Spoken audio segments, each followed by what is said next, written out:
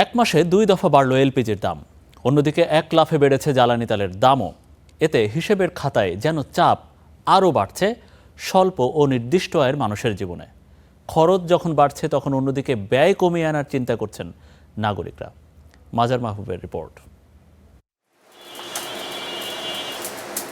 খিলগাঁও এলাকার স্বল্প আয়ের বাসিন্দা খোকনের পরিবারের রান্নায় 1.5 মাসে প্রয়োজন হয় 12 কেজির 2টি এলপিজি সিলিন্ডার। হঠাৎ দাম বাড়ায় শঙ্কায় তারা।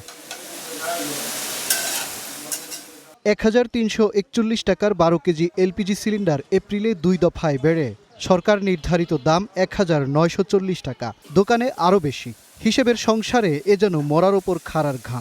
মানে প্রচুর বাইরে গেছে, আগে ছিল 1200-1300 এরকম। 1.5 মাসে 2টা লাগলে ধরেন প্রায় আমার 800 টাকার মতো খরচ বেশি বেড়ে গেল, কিন্তু আমাদের কামাই তো আর ওই 800 টাকা বাড়ে না। এখন সরকার যদি আমাদের দিকে এনে আমরা যদি আমাদের গ্যাস আগে নির্ধারিত রেটে করে দেয়, তাহলে আমরা হয়তো কিছু নিম্ন-আয়ের মানুষ খেয়ে বাঁচতে পারবো। আর সিলিন্ডারের দাম বাড়ায় খরচ বেড়েছে খাবার হোটেলে। এতে খাবারের দাম বাড়াবে নাকি মান কমাবে দ্বিধায় ব্যবসায়ীরা।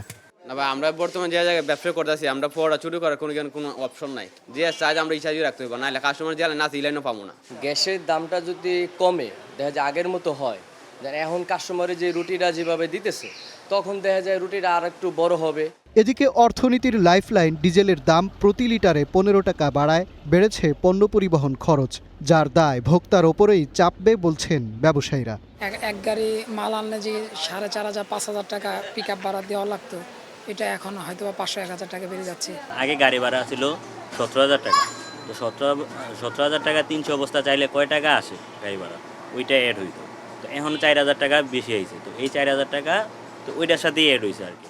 এ অবস্থায় জীবনযাত্রার ব্যয় বাড়ায় আতঙ্ক ও ক্ষোভ রাজধানীর স্বল্প আয়ের মানুষের। কষ্ট করে তো চলাওয়া, সত্যতার দাম বাড়লে তো নিজের কষ্টই চলাওয়া। আমাদের জন্য কঠিন অবস্থা হয়ে যাবে, মধ্যবিত্ত নিম্নবিত্ত সবার জন্যই। এই ক্ষেত্রে আমার মনে হয় সরকার ভালো পদক্ষেপ নেওয়া দরকার। দেখা বাড়িঘর আছে, তাকে কোনো কষ্ট নাই, তারা মাস গেলেই ঘর ভাড়া বাড়াই দিচ্ছে, টাকা পাতিছে, বাস খাচ্ছে। কিন্তু আমার মতো গরিব মানুষ যারা, তাদের খুব অসুবিধা।